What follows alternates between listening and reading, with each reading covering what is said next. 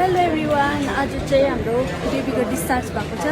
यहाँ छ आमा निशा। यहाँ छ सामान, बेसी सामान थुप्रिरहेको छ हो। इमर्जेन्सीमा अझ पनि आउनु भएको छ नाति हेर्नु। भिडियो गरेको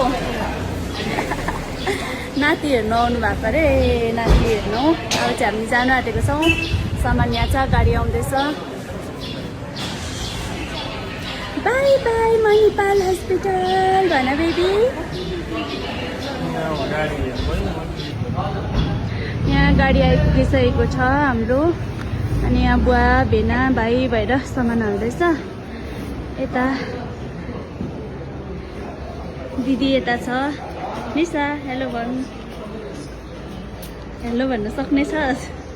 अवस्था दुखिरहेछ?